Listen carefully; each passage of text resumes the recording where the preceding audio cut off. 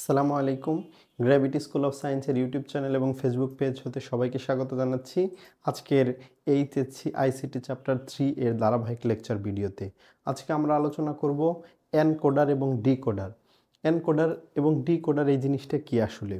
Encoder হচ্ছে এমন একটি ডিভাইস যার সাহায্যে আসলে আমরা মানুষের বোধগম্য ভাষাকে কম্পিউটার তার নিজের বোধগম্য ভাষায় কনভার্ট করে থাকে। আবার ডিকোডার তার উল্টা কাজ করে। ডিকোডার হচ্ছে কম্পিউটারের বোধগম্য ভাষাকে মানুষের বোধগম্য ভাষায় কনভার্ট করে থাকে, এটা হচ্ছে ডিকোডার। তাহলে এনকোডার এবং ডিকোডারের আজকের এই ভিডিওতে আমরা এনকোডার নিয়ে আলোচনা করব। দেখো এনকোডার কি, আমরা ডেফিনেশন অলরেডি বলে ফেললাম। এবার হচ্ছে এনকোডারের ডিজাইন। আমরা এনকোডারের ডিজাইন করার ক্ষেত্রে বিভিন্ন রকম এনকোডার করি। একটা হচ্ছে 8/3 এনকোডার করতে পারি, তারপরে হচ্ছে 16/4 এনকোডার করতে পারি।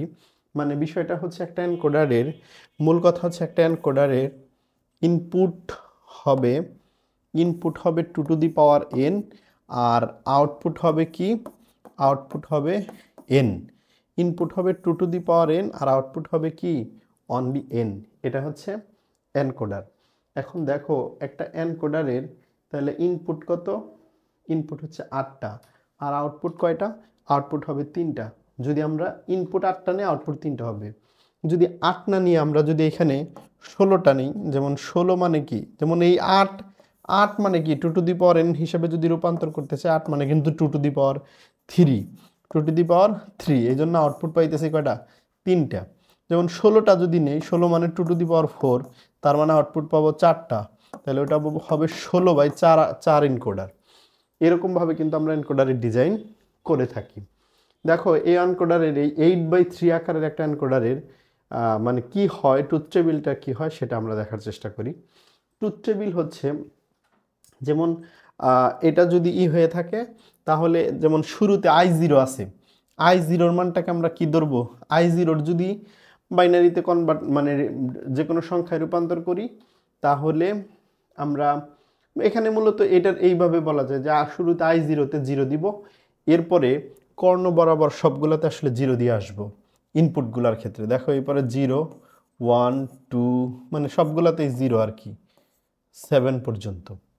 এরপরে দেখো এরপরে I1 আছে না, এরপরের ঘরটা হলো I1-এর জন্য। I1-এর মধ্যে 1 দিব, বাকি সবগুলা 0 দিয়ে যাব। এটা হচ্ছে একটা এনকোডারের ইনপুট ডিজাইন। এরপর I2-তে কি করব? 1 দিব, বাকি সবগুলাতে 0 দিব। হ্যাঁ, বাকি সবগুলাতে 0 দিব। এরপর I3-তে 1 দিব, বাকি সবগুলাতে 0 দিব। এরপরে দেখো I4-এর এখানে 1 দিব, বাকি সবগুলাতে কি দিব? 0 দিব। এইগুলাতে 1 দিব। দেখো ওগুলাতে 0 দিলাম। এরপর আবার I4-এরটা গেল, এবার I5-এ 1 দিব, বাকি সব 0। এবার I7-এ 1 হবে, এখানে I6-এ 1 হবে, বাকি সবগুলা কিন্তু কি হবে? এখানে 0 হবে। তাহলে যেহেতু এখানে 7টা আছে, সরি 8টা আছে, তাহলে রো কিন্তু 8টা হবে। কিন্তু রো কয়টা হয়েছে আমাদের এখানে? 1, 2, 3, 4, 5, 6, 7টা হয়েছে, তাই না? তাহলে আরও একটা রো কিন্তু এখানে বাদ পড়ছে। আমরা আরেকটা রো এখানে অ্যাড করে দিচ্ছি। এরপরে আরেকটা রো যদি আমরা অ্যাড করে দিই এখানে, এবং সেখানেও কিন্তু এবার কি করব আমরা? এবার কিন্তু I7-এ 1 দিব, বাকি সবগুলাতে কি হবে? 0 হবে।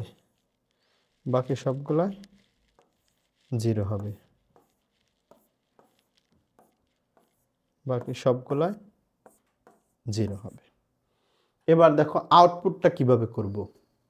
আউটপুটের এখানে দেখো I0-তে 1 আছে।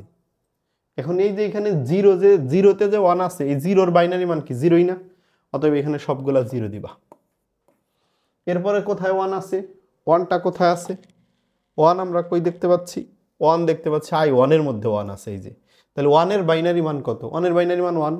তো যদি 3 ডিজিটের মাধ্যমে লিখতে চাই তাহলে 001 লিখতে হবে, সেটাই লিখব। এরপরে I2-তে 1 আছে, খেয়াল করো I2-তে 1 আছে, তাহলে 2 বাইনারি মান কত 10 লিখব।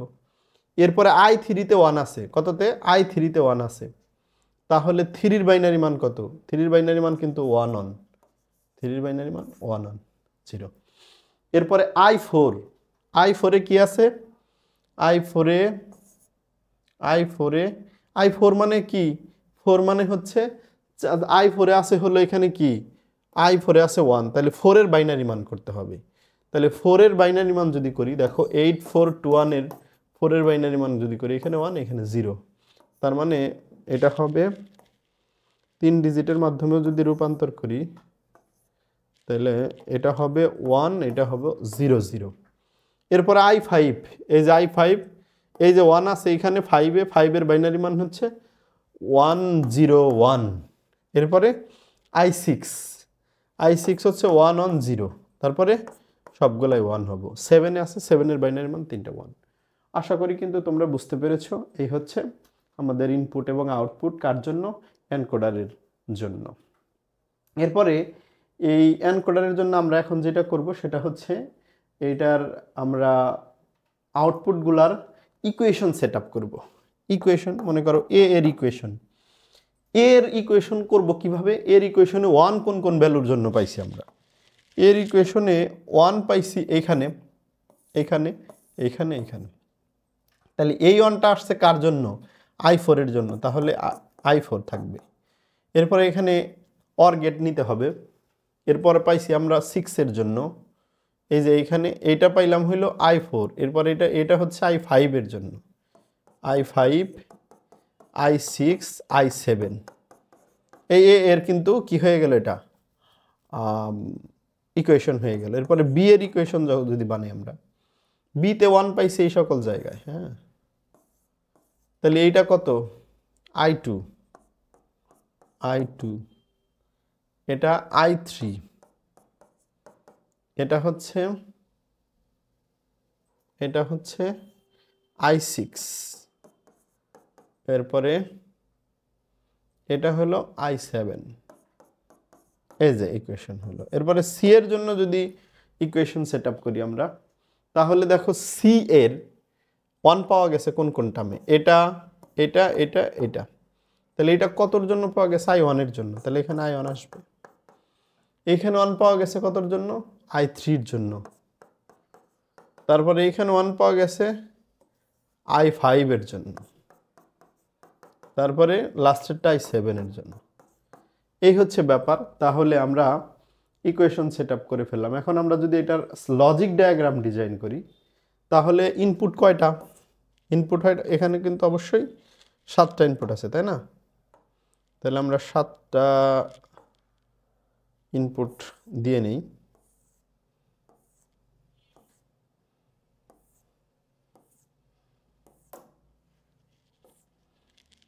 এক, 2, 3, 4, 5, 6, 7, একটা বেশি হয়েছে। 1, 2, 3, 4, 5, 6, 7, 8টাই তো ইনপুট ছিল। 8/3 আঁকাইছি না, 8টা ইনপুট ছিল। Okay fine. তাহলে i0 থেকে i7 পর্যন্ত, তাহলে এটা i0 সে ফর এক্সাম্পল, হ্যাঁ, এটা i0, তারপরে এটা মনে করো i1, i2,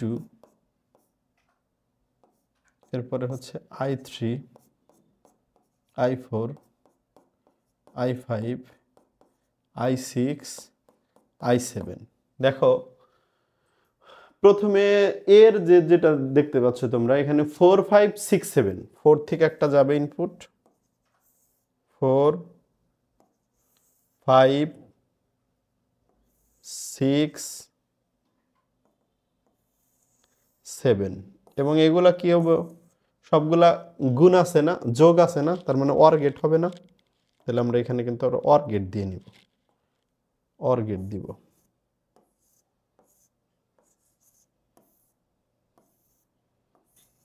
বাস, এটা কি পাওয়া গেলাম আমরা, এ পাওয়া গেলাম।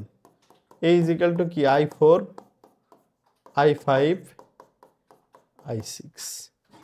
অনুরূপভাবে আমরা বি বের করব। বি যদি আমরা করি, তাহলে বি কত কত থেকে আসছে ইনপুট? 2 থেকে আসছে, 2 থেকে নিব। এরপরে 3 থেকে আসে, 3 নিব। 6 থেকে নেব,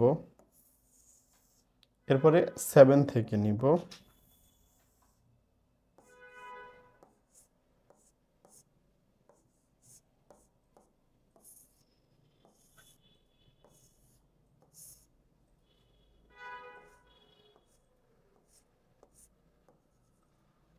এটা কিন্তু বি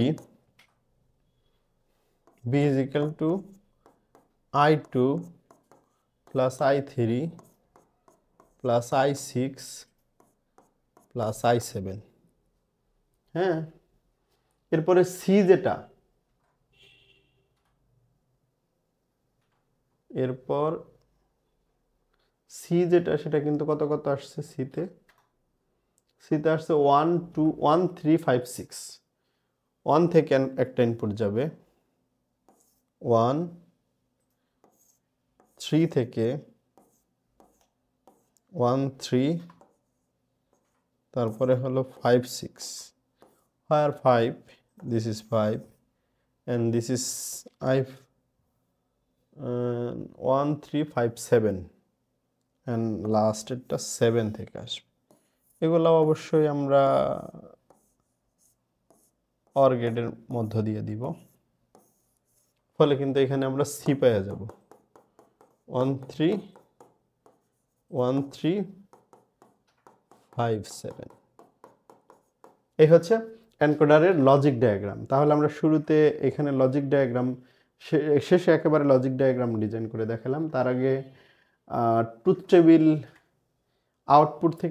আউটপুটটা ডিজাইন করছি ট্রুথ টেবিল দেখে, এরপর ট্রুথ টেবিল ডিজাইন করছি, এরপরে বিভিন্ন প্রকার এনকোডার সম্পর্কে বলছি। এনকোডারের বহুল ব্যবহার রয়েছে। এনকোডারের ব্যবহার আমরা অনেক সার্কিটেই ব্যবহার করে থাকি। তারপরে কম্পিউটার বিজ্ঞানের অনেক যন্ত্রপাতি আছে রোবোটিক্সের মধ্যে, যেগুলোর মধ্যে এনকোডার ডিকোডার ব্যবহার করা হয়। তো আরও বিস্তারিত ব্যবহারের জন্য অবশ্যই তোমরা বই ফলো করতে পারো। তো আশা করি এনকোডার বুঝতে পেরেছো। পরবর্তী ক্লাসে আমরা ডিকোডার আলোচনা করব। সে পর্যন্ত ভালো থাকো, সুস্থ থাকো। আসসালামু আলাইকুম।